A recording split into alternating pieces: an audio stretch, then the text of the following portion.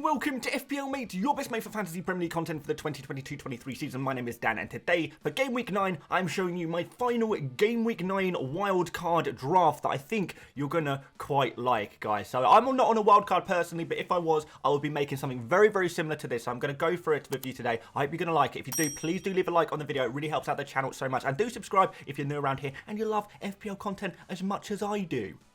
Okay, guys, so I've made a team with a value of 99.8 million, so that leaves 0.2 million in the bank as standard, but maybe your squad value is a little bit higher, maybe it's a little bit lower. We will suggest some players as we go through that you can potentially upgrade or downgrade to, so yeah, bear with me on that one, guys. But let's get on with it. In goal, we're going to start you off with Guaita. I still do believe he is the best 4.5 million goalkeeper to go for. He's got pretty good fixtures. I think Crystal Palace will come into their own defensively this season. They've had some difficult fixtures so far this season, and I do think they are a good enough defence to maybe start keeping some clean sheets. I do have that a little bit of faith, and there's some nice fixtures in here where you could imagine that maybe they do keep some clean sheets as well, and Guaita maybe making a few saves there as well. So I do quite like him. A little bit differential and a nice way to get into the Crystal Palace defence really without really going, not really, going in on the defenders, because defenders maybe a little bit more of a valuable slot, maybe more of an expensive slot. Maybe just use the goalkeeper to go for a Crystal Palace defender, I guess. But there's other options here. You could of course upgrade to Nick Pope. He's still probably the go-to goalkeeper, but a little bit expensive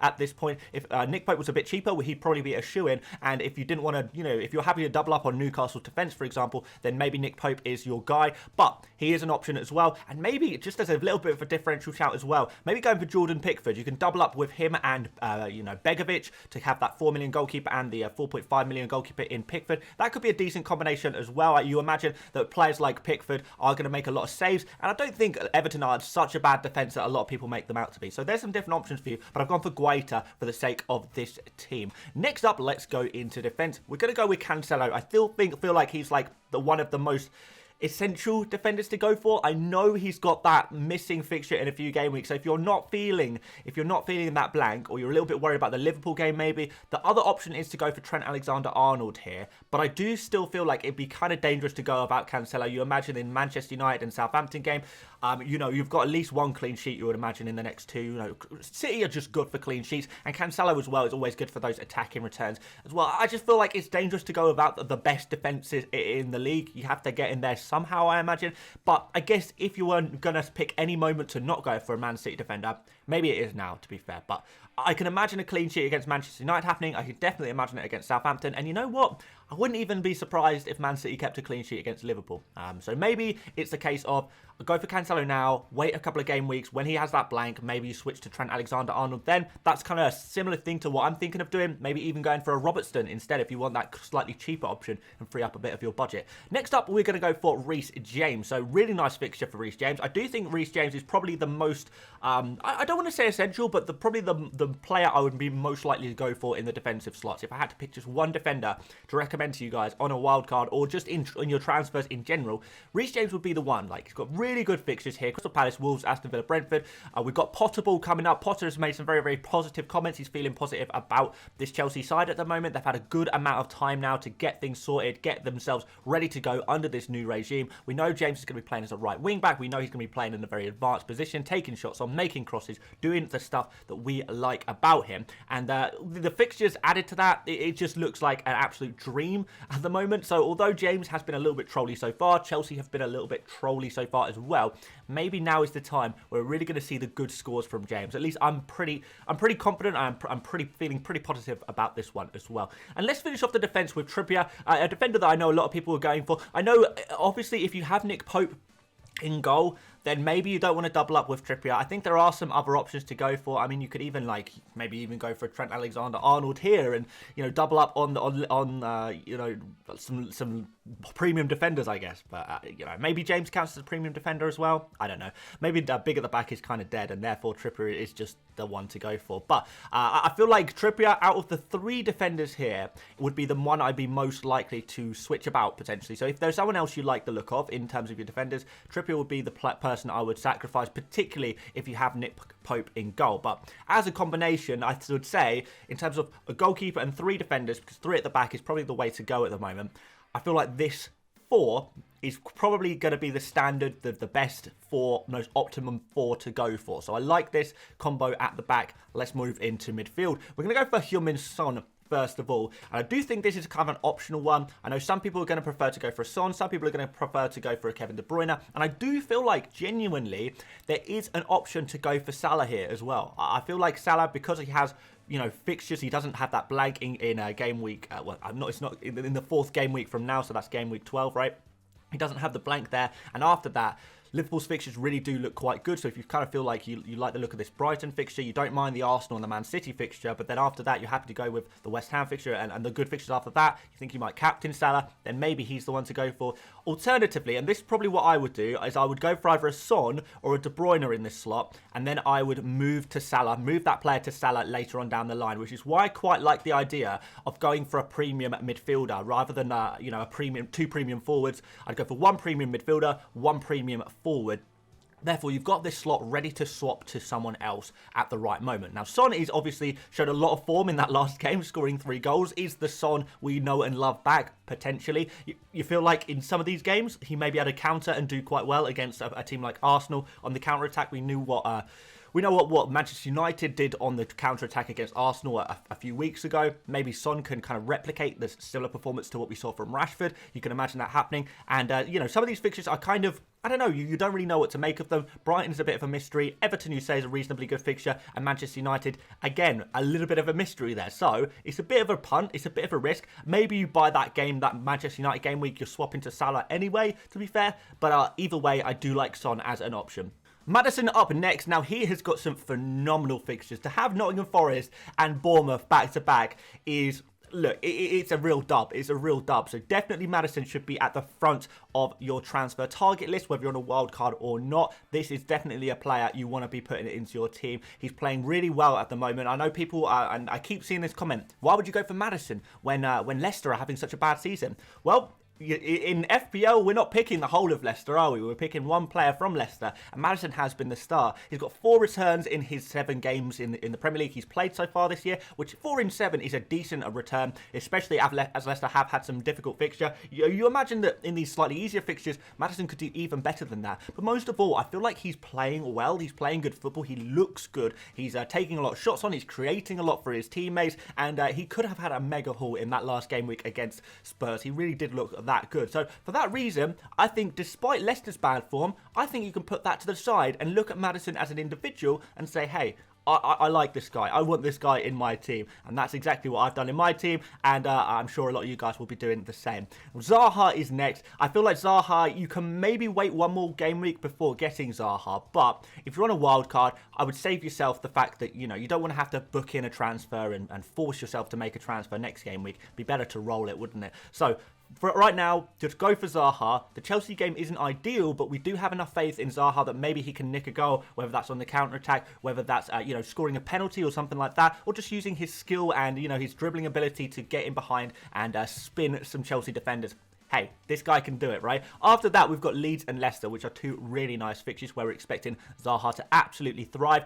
When Zaha hasn't been injured this season, he's been playing very, very well indeed. He's been playing really well. We've seen a lot of good things from him. His statistics look really good as well, his underlying stats. Everything's just looking very good for Zaha right now. So I think it's a good time to show some faith in him. Last season, he had his best ever season in terms of goal scoring. He'll be looking to beat that this year, and I think he can do it. And these fixtures upcoming are going to be opportunities for that. Next up, we've got Martinelli, another player who I feel like is optional. I put Martinelli in this team just because I feel like he's still probably the best player for his price. I know a lot of you guys are going to probably prefer a Marcus Rashford maybe, and if that's what you want to do for that kind of 6 to 7 million slot, then fair enough. I think if you had a little bit more budget, and maybe some of you guys do have a little bit more budget, I would consider actually going for Harvey Barnes in this slot as well, because Harvey Barnes obviously is another, you know, Leicester attacker who is fairly nailed on and is more than capable of producing those results. The difficulty with Barnes, of course, is that he hasn't performed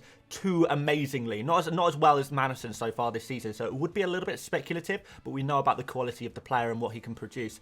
So yeah, but anyway, I'm going to put Martinelli in here. I still think he's very, very good value for money. I still think he can really do the business for the 6.6 million. And Spurs, Liverpool, they're both home games. Arsenal are in good form. You never know. They could really, they could beat them. They could draw with them. They could score a couple of goals in these games. You would hope that Arsenal would score 2 or 3 goals in these next 2 game weeks. And if that is the case, Martinelli is going to be involved, whether that's goals, whether that's assists, and he will do enough to justify 6.6 million price tag. Then we've got that Leeds game, which is really nice, and then after that, that's when you would be definitely wanting to move Martinelli on after, well, with the blank, or maybe you can afford to bench him even, but certainly right now I feel like he's still the best option for his price, but I totally understand if you want to go a slightly different route than that, particularly if you have a little bit more money in the bank, or maybe you want to go for a slightly cheaper player here in order to free up some money for an upgrade elsewhere on your pitch. I think this is probably the most flexible position. Obviously Son and Martinelli, they're going to be the two flexible positions in midfield, but Madison and Zaha I would definitely be having in my wildcard team right now, that's for sure.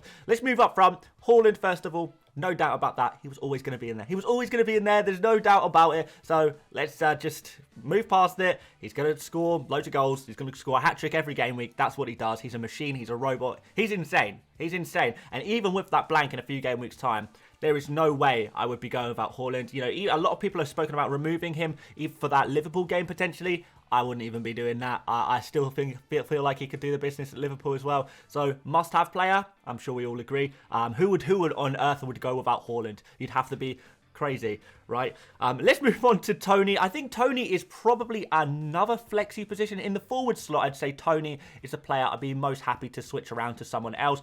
The player I would probably go for in this position is actually Callum Wilson and not Tony. And I know you guys are going to say, well, why have you put Tony in?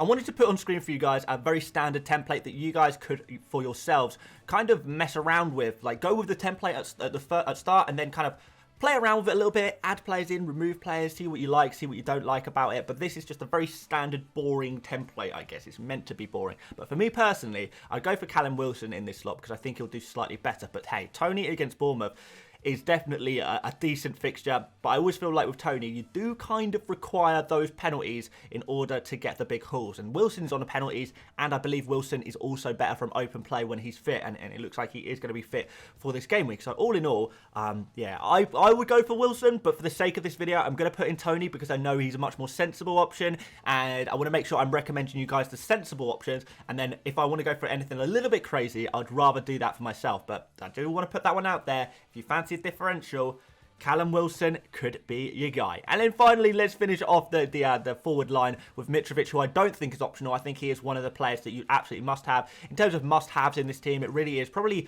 Haaland, Mitrovic, and I would say Madison, and then probably Rhys James. So I think as long as you've got those four players, I think you can have a little bit of fun with the rest of the team. But Mitrovic definitely, his underlying numbers are phenomenal, as we all know by now. The fixtures are reasonably good. I particularly like the look of that Bournemouth fixture in a couple of game weeks' time. I think that's going to be really decent. But to be fair, Mitrovic is literally scoring against anyone at the moment, so I don't think it's really a concern no matter what the fixture is. So Viva la Mitrovic, four goals over the international break as well. Like, he's in insane form for club, for country, even last season as well. Absolute madness player. You gotta have him. You got to have him. He's still really good value as well at 6.9 million. That's just a really good price for him. Let's go into the bench, guys. I've got Ward on the bench at the moment. You could actually potentially play Ward instead of Guaita. He has got a slightly easier fixture, but do we trust Leicester's defence? I probably don't personally, not too much anyway, not enough that I would play Ward unless you're just looking to pick up the 1 or 2 points per week.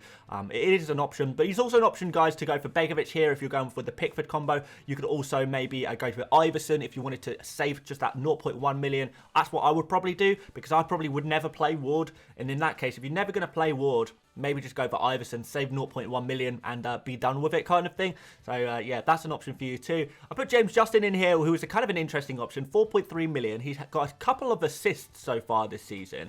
So he has got potential attacking returns. 4.3 million is a really cheap price, and the fixtures are good. So if you do have any faith in the Leicester defence, you feel like maybe one clean sheet could be kept. You know, Nottingham Forest, Bournemouth, Crystal Palace, Leeds. Could maybe there be one clean sheet in there potentially? If so, maybe Justin is worth going for, and maybe you can kind of hope for some attacking returns as well. But he's really there as a backup. 4.3 million backup is a pretty decent, and I would probably look to play Justin in game week 12 when we've got players like Cancelo, Martinelli, Haaland. If you've got De Bruyne, these kind of players are all blanking. You're probably not going to be able to sell all of them, so you may have to cover them. For example, if you don't want to sell Haaland, you want to keep him in your team. then maybe the option is to play Justin for just that one game week, for example, which works because he plays against Leeds. Good chance of an attacking return there. Could be a decent one. Got Andreas, still the king of the 4.5 million midfielders. You know he's going to get at least a couple of points, but again, you could downgrade him if you wanted to like a 4.4 or 4.3 even. There's a couple of 4.3 midfielders now, isn't there? We've got Emerson. 4 million. He plays for West Ham. You guys may have know of him, Emerson Palmieri. I'm not sure how much game time he's going to get, but he at least should get a bit of game time for 4 million.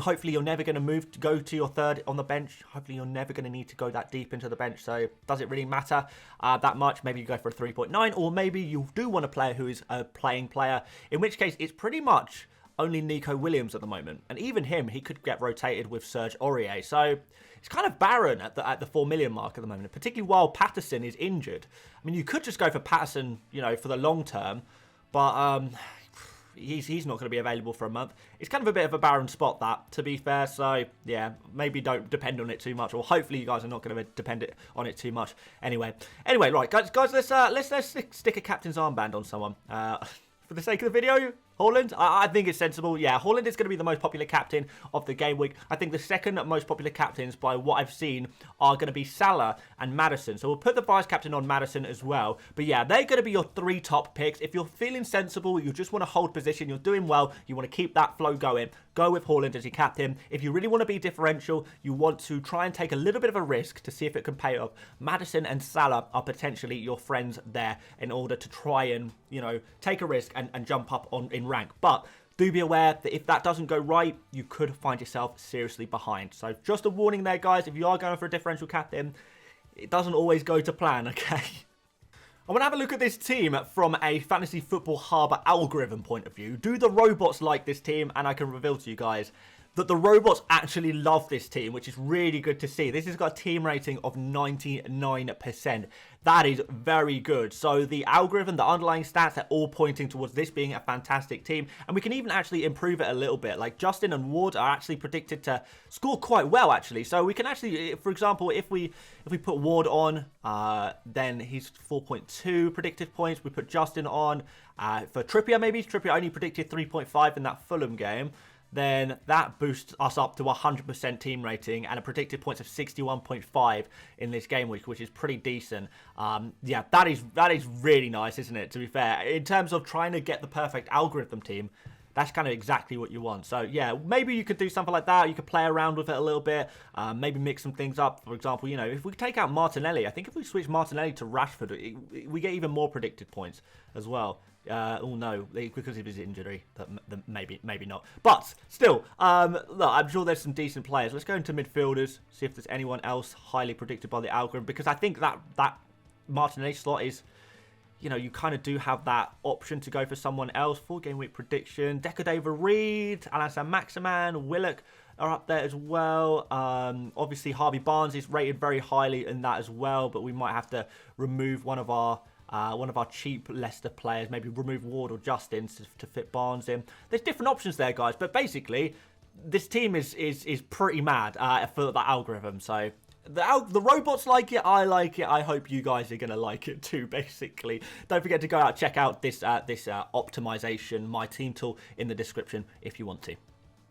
And there we have it, guys. That's the end of the wildcard video today. If you did enjoy, please do leave a like if you found it helpful at all. Do subscribe as well if you're new around here. I'm looking forward to FPL restarting again. I hope you guys are too. I'm looking forward to doing the deadline stream tomorrow morning. So hopefully see a few of you guys there to answer some of your final questions and talk about the final topics of the game week. But for now, guys, I'm out. So thank you so much for watching, and I'll see you later, mates. Bye-bye.